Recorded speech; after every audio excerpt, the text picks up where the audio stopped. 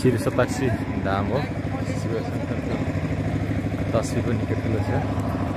यो चाहिँ रुद्राक्षले बनेको हो। यो चाहिँ रुद्राक्षले बनेको लिङ्ग हो। हेर्नुहोस् खतरा छ, क्यामेरामा नट्ने गरी शिवलिङ्ग। रुद्राक्षको यो मालाले बनाएको शिवलिङ्ग माला हो। शिव सताक्षी धाम हो। शिवलिङ्ग रुद्राक्षको मालाले मात्र बनाइएको शिव सताक्षी। बजरङ्गबली हनुमानको, शिवशङ्कर भोले बाबा, शिवशङ्कर भोले बाबा महादेवको यता मन्दिर छ। शिवशङ्कर भोले बाबा महादेवको मूर्ति निकै ठुलो छ। गणेशजी, इलिफेन्ट रहेछ, कछुवा, क्रोकोडाइल छ। माथि सरस्वती माता। हरे राम हरे कृष्ण हरे कृष्ण। यहाँ तुलसीको बोर्ड छ। तुलसी वरिपरि तुलसी राखेको छ होला। कालो तुलसीहरू छ यहाँ। हामी सताक्षी धाम आइसकेका छौँ।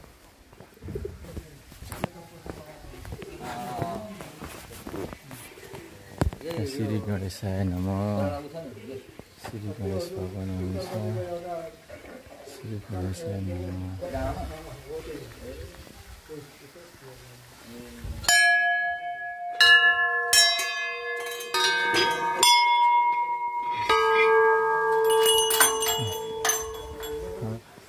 साथीले भगवानको दर्शन गर्दै हुनुहुन्छ। सताक्षी जान आउने चाहना थियो, आज आउँदै पुरा भयो बाटोबाट। हर हर महादेव की भन्ने छ यहाँ। ध्वनि साधु सन्तहरू बस्छन्। ध्वनि अब लगाइरहेको छ यहाँको साधु सन्तहरूले। 108वटा धारा छ गुरु तल। ए 27वटा थिए तेरो सताक्षी धाम। 27वटा धारा तल धारा हुन्छ। 87 धारामा 87 धारा 87 धामको विशेष पहिचान कस्तो लाग्यो हजुर रोशन सर? आज 87 धाम आइयो। धेरै वर्षपछि आयो, धेरै राम्रो लाग्यो, धेरै विकास भइसकेको रहेछ। पहिलेको भन्दा धेरै राम्रो भइसक्यो। पहिला ढुङ्गा बडा मात्रै थियो अनि अब यस्तो चिजहरू संरचनाहरू भएको थिएन। धेरै कुराको संरचनाहरू भइसकेको रहेछ, विकास भइसकेको रहेछ। अब मठ मन्दिर धार्मिक भनेको अब यस्तै हुन्। अब समाजमा अब यहाँका स्थानीय जनतालाई अथवा भक्तजनहरूलाई चाहिँ कसरी हुन्छ, सुविधा हुनु पर्यो। त्यो सुविधाको निम्ति चाहिँ बाटोघाटो बनेको देखियो। अब तत्काल यहाँ हिलो गादाहरू नहुने देखियो। त्यही देखियो, राम्रो देखियो। यहाँ त गेट अब प्रवेशद्वार तल 87वटा धारा छ अरे। 87 धाम यो रहनु गएको पहिचान। ल हामी अब 87 धामको धारामा हामी दर्शन गर्नु, यसो जल लिनु बनाएको थियौँ। अहिले पुर्यो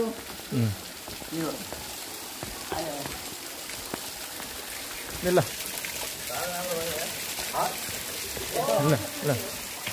यो 87वटा धारा छ है यहाँ। ल हुन्छ, जानुहोस्। ल कल्याण होस्, सबैको कल्याण होस्। शिव सदाशिव सबैको रक्षा गरून्।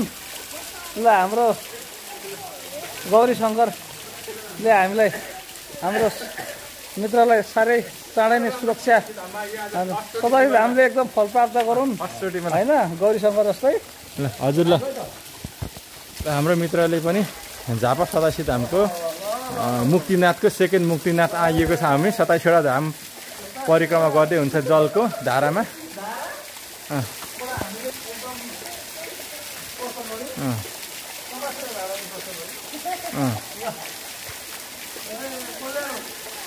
ल हजुरको भाग्य चम्के, दुःख सबै सकिएर जाओस्, सुखमय होस्, हरेक पाइला पाइलामा जित र खुसी होस्, उमङ्ग। ल हामी यहाँ सम्पूर्ण साथीहरूको राम्रो होस्, कल्याण गर्नु छ।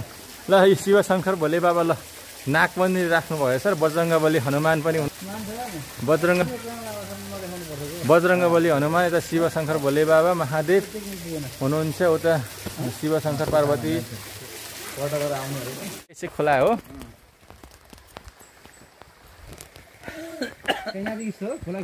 खोले खोला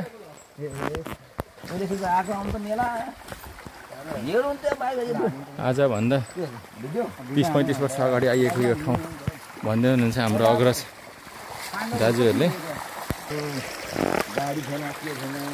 गाडी छैन, यस्तो खोला खोला ढुङ्गा ढुङ्गा हिँड्नुपर्छ यसरी, जुत्तामा यसरी झोलाहरू लिएर टक्कासँगले गुप्तेश्वरी गुफा जाँदैछौँ। दुरापत्तीको ताल तलै जाँदैछौँ।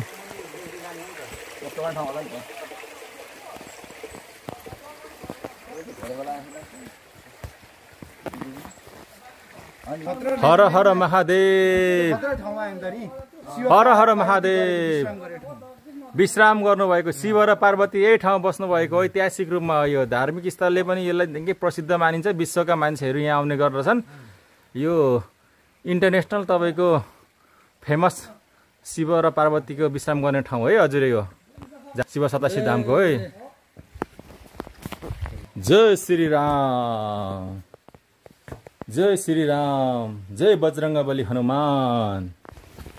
हाम्रो झोलिङ्गे पुल है यो चाहिँ शिव र पार्वती ज्यूले आश्रम गर्नुभएको ठाउँको यो खोला पारी तर्ने यो 5 पाण्डवहरू जाने यो खेल्ने ठाउँ है यो बाटो चाहिँ।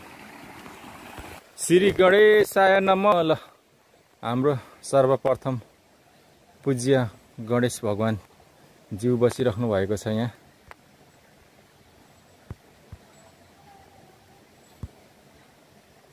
गणेश पुत्राय नमः। यसरी आउँदै हुनुहुन्छ। झरना यसरी बनाइएको छ। यो खोलालाई एक ठाउँमा ड्याम बनाएर चाहिँ पानीको पाइप बनाएर चाहिँ धारा 87वटा धाराहरू बनाएर उता लगिएको छ। यो पाइपबाट यहीँ पानी आउने धारा यही हो। धारामा आउने पानी यसरी यहाँ थुनिएको छ। यसरी हामी प्रवेश गर्दैछौँ 5 पाण्डव र गुप्तेश्वरी गुफा, त्यस्तै दुरापत्ती ताल तलया जाँदैछौँ हामी। हजुर एकदम दामी छ, नाइस एकदम। है टेरिको ल ठिक छ, एकदम ठिक छ। यो राम्रो छ। हामी सबैजना आएर छौँ। हामी लगायत अरू नयाँ नयाँ मान्छेको पनि भक्तजनहरूको धार्मिक आस्थामाथि विश्वास गर्नेहरूको निकै आउने घुइँचो छ। सम्पूर्ण साथीहरू ढोक्नुहोस्। हर हर महादेव। ल यहाँ हेर्नुहोस्, यहाँ साले यो चाहिँ प्रकट भएको खोला किनारमै 700 वर्ष पुरानो ढुङ्गा हो यो। कति वर्ष पुरानो हजुर यो? 700 वर्ष पुरानो। ओहो, सक्दैन, चोर्न सक्दैन, के गर्न सक्दैन। त्यो भएर खोलाको किनारमा छ।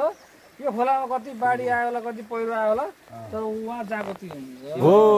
उहाँ शिव शङ्कर भगवान चाहिँ 700 वर्ष पुरानो खोलामै हुनुहुन्छ। कसैले छुनु सक्नुहुन्न, चलाउनु सक्नुहुन्न।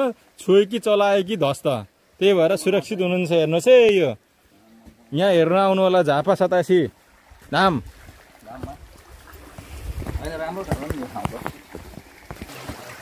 हामी हिँडेको लगभग आधी घन्टा 45 मिनट भइसक्यो। हामी मन्दिरबाट हामी यो झर्नै हिँड्दैछौँ खोल्चाबाट। अब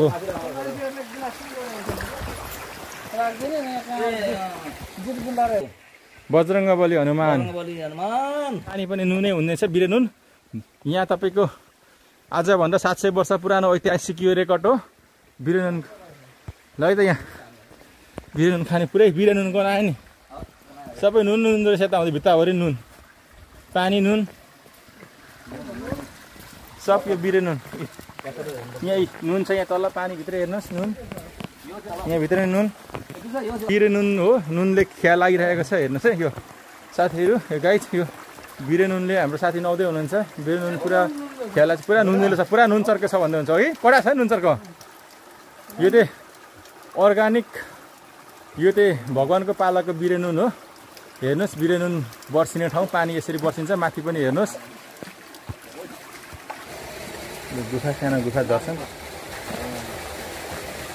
ल यो चाहिँ नाक गुफा है, नाक गुफा है हजुर। यो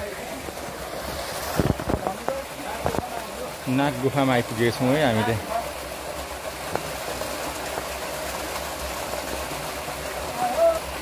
ल हामी नाक गुफा आइपुग्यो।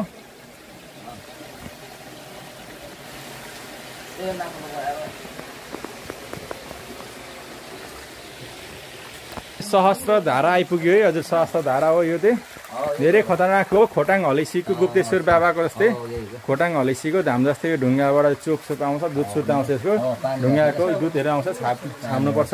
भाग्यमानीहरूले यहाँ दुध पाउँछन्। यहाँ जसको दुध आउँछ उसको तपाईँको भाग्य भोलिपल्टै बनिनेछ है। जे चिताए त्यही पुग्नेछ यो ठाउँ चाहिँ होइन दाजु। यसमा चाहिँ जे चिताए त्यही पुग्छ। एकदम यो एकदम सरस्वती भगवान ल साक्षर भगवान हुन्छ। हर हर महादेव, हर हर महादेव, हर हर महादेव। हो गाईको थुना यस्तो रहेछ, सबै थुन रहेछ गाईको थुन,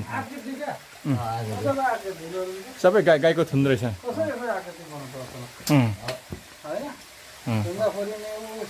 गाईको थुन रहेछ, सबै दुधै दुध आउँछ नि त यहाँ त। केही बोल्दैन त हजुर। यहाँ यो ठाउँमा चाहिँ सत्य छ भन्ने कुरा चाहिँ कसरी पॉइन्ट हुन्छ भने भिर पाखा फोरिँदा होइन न पल्टिँदा चाहिँ यस्तो नाङ्गो झार फुट्नुपर्ने झर्नुपर्ने हो नि। तर कसरी चाहिँ यो भित्तामा चाहिँ यस्तो आकृतिले बनेको भन्दाखेरि सत्यता, धर्म, देवी देवता हुन्छ भन्ने कुरा चाहिँ यी नक्साहरूले पनि जनाउँछन्। ल हस् त, धन्यवाद जानकारी दिनुभयो हजुरलाई। लास्टै अब हाम्रो गुफा यो अन्तिम। ल जे चिताए त्यही पुग्ने, मनोकामना पुरा हुने, स्वच्छ मनले चाहे संसारका सबै चिज जित हुने अन्तिम ठाउँहरू यो। अब अन्तिम हाम्रो उद्देश्य आइपुग्न लागेको उद्देश्य अनुसारको ठाउँमा। ल यो झरना रहेछ। यहाँ पुल पहिले काठको बनाइएको रहेछ। त्यो पुल कच्चा भएर चाहिँ पक्की फलामको पुल पनि बनाइएको छ है। ल गाइड साथीहरू यो झापाको 87 धाम साक्षर भगवानहरू हुनुहुन्छ यहाँ चाहिँ। यहाँ चाहिँ शिव 87 धाम भन्छ यसलाई।